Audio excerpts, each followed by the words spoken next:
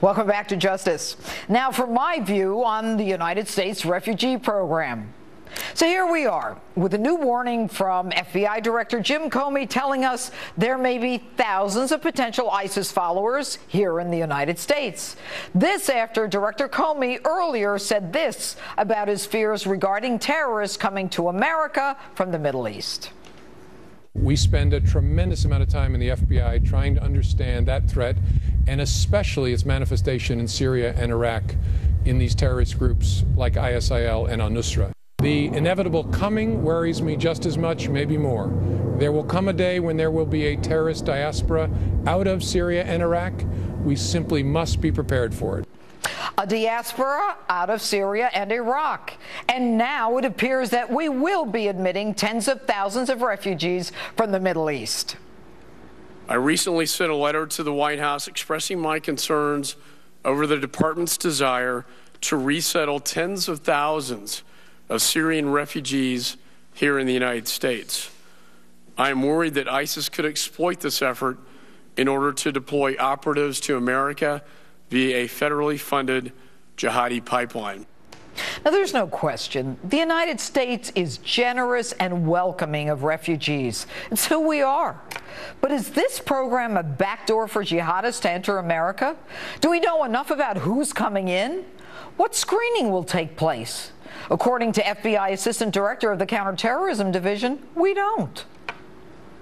You have to have information to vet. So the concern in Syria is that we don't have systems and places on the ground to collect the information to vet. That will be the concern, is we be vetting databases that don't hold the information on those individuals, and that's the concern.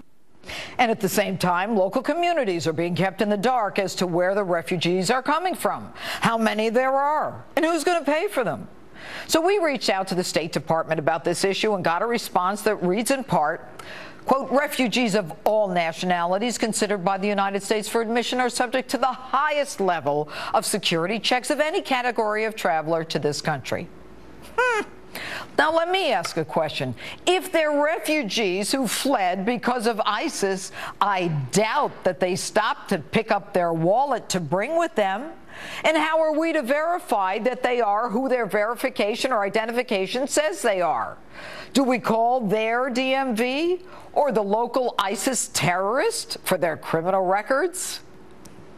Now, earlier, I spoke with the Center for Immigration Studies Director of Research, Dr. Stephen Camerata, about this threat. Take a look. Dr. Steve Camerata, thanks for being with us. Look, we are now talking about the resettlement of refugees from the Middle East. First of all, do we know how many of them are going to be resettled in the United States, and whether or not these are individuals who are vetted in any way? Well, for the whole region, so Iraq, Syria, all the Middle East and South Asia together, maybe 32,000, that's the plan to bring in over the next year. In terms of vetting, they do try to vet people, but now you've hit on really one of the key questions. There are no good records. These were corrupt regimes that didn't keep good records anyway. So verifying identity, verifying criminal histories, verifying terrorist charges, connections is a very difficult thing. And in fact, a number of people who have come in on, as refugees, like the Boston bombers, have gone on to be terrorists. All right, so then vetting is very difficult in a situation like this, given the fact that they're fleeing with whatever they have on their backs, many of them, and it's a very sad situation. But we also have no idea who they are. But I'll ask you this. In the last year and a half, we had something like 123,000 unaccompanied minors coming in from Central America through the southern border. Some of them admitted members of MS-13, admitted they had criminal records. We let them in anyway. So given the fact that America is now more vulnerable than it's ever been to attack, why would we even consider bringing in refugees if we don't know who they are? And you talk about the Boston bombers. I mean, there's also a few others like Najibullah Zazi, Haji Mohammed. I mean, some of the worst refugees. The FBI says, by the way, some of these ISIS terrorists are coming in as refugees.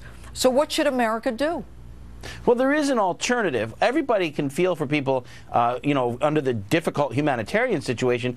Instead of bringing people in as refugees, which is very costly because, remember, they have all these social services they can access and often do immediately, and this costs us tens of millions of dollars a year for refugee resettlement. Instead, we could help them resettle in countries in the region, pay those governments to take more folks in. That way, when things finally stabilize in their home country, because they'd be in close proximity, they'd be more likely to go back. Instead, we're pursuing this very costly policy, and it's kind of a pig in a poke. We just don't know who we're letting in, and there's not really a good way to do that. Let's accept what is going to happen in the United States, and that is that President Obama and the State Department are determined to bring in refugees from the Middle East. We're seeing letters from congressmen like Trey Gowdy and governors like Nikki Haley saying, hey, wait a minute, we need to know about this. Who's paying for it?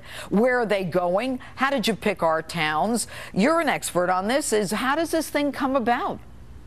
Well, part of it is the refugee agencies. These are non-government agencies that, that often run by churches and their affiliates that basically get paid some pretty big money by the federal government. And they're constantly pushing for more refugees and more refugee resettlement because it does generally increase their budgets. And finally, there are some rumors that there are more Muslims being admitted than Christians. Some of the Christian churches are telling us that we're not, your country is not taking us, your country is taking the Muslims.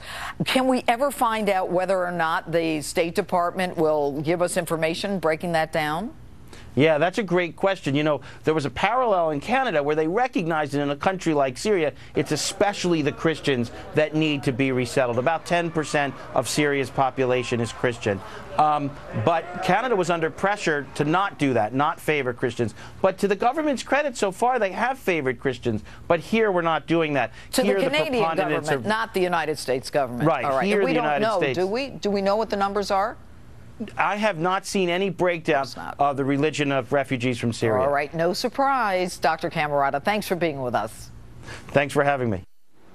And coming up, if you think the 2016 presidential election has anything to do with who the best person for the job is, think again. My next guest will shock you. Stay with us.